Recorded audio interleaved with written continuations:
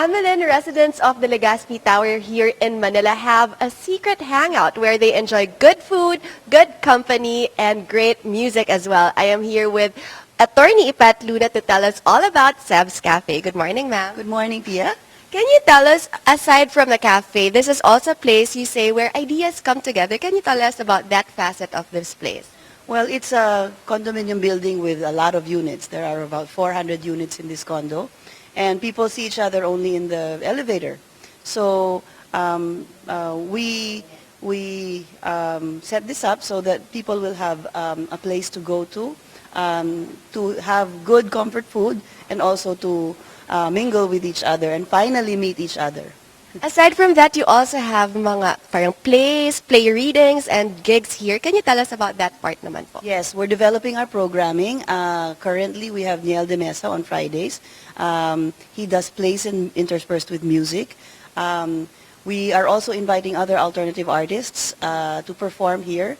We're hoping to have Writer's Block read plays by April in preparation for the Virgin Lab Fest at the CCP.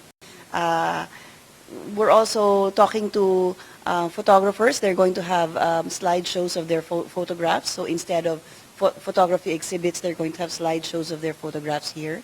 So we're hoping that could be a regular thing at SEBS. And we want to have documentary showings. A lot of things people could go here for, but I'm sure a lot of people, especially the residents, go here for the food. Can you tell us what is the menu like? What could they expect from Seb's Cafe? Well, I like to think it's down-home comfort food with a twist. So it has familiar elements, but it also has a surprising twist. We source our ingredients from people we know. The ones who planted them or who raised the livestock are people who we know, we are acquainted with, we know how they raised the food. We know that it was raised with care and without a lot of synthetic chemicals. We know how the pasta is manufactured, for example. And to be as close to the source as possible makes us a haven for locavores. So that's good because it reduces na your carbon footprint, and then also it helps the community. But usually when people think of organic and helping out, they think that the pricing would be expensive. Is the food expensive here? No. Well, I like to think it's not. Of course, these are all between the 95 to 180 price range. Wow, and for healthy food, that's really affordable. Can you tell us about the 3 pastas we have here in front? Okay, we use Amori pasta, which is made by Fanny Wanson, Herbs Best. Amori pasta is either squash or moringa. Moringa and spinach, or carrot and squash. So the white pasta is carrot and squash pasta inside the pasta itself. That's actually full packed because a lot of vegetables go into the making of the pasta. So you get a lot more nutrition than you bargained for when you see it. We don't use MSG and any of the artificial flavorings that you've gotten used to in restaurants. So the flavor of the ingredients really come out. And since we use as much fresh ingredients as we could, you can really taste the dill, you can taste the basil, etc. So our pastas are, this is a pili pesto. So instead of, that's why we can also make it affordable. Instead of the expensive pine nuts, we use pili, which is local. This is the carbonara, and that is the puttanesca.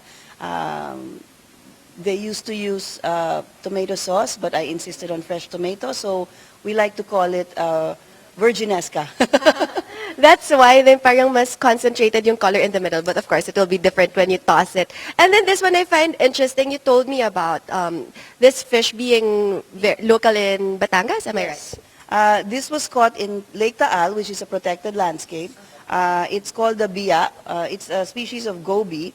We're not sure yet if it's endemic because that lake is only 250 years old after all. When during the 1754 eruption, it closed the sea off. So it closed itself off from the sea.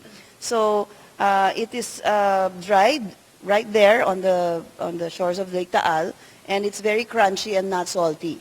So it's very good either for breakfast or as a chip. So we use it also as pulutan for replacement to chips. And then last but not the least, I want to tell them about this green shake, which he said is like a surprise to be a bestseller. What is this green shake? This is Seb's Green Shake, and before we opened this restaurant, we already had green shakes every morning. It gives you 2 out of your 5 servings of vegetable already. A green shake is made up of pechay and bananas. It almost doesn't taste like it's a vegetable shake, but it's really a big boost. For those who want to have their reserve vegetable servings early in the morning, this is the best. I'm sure. It's good too.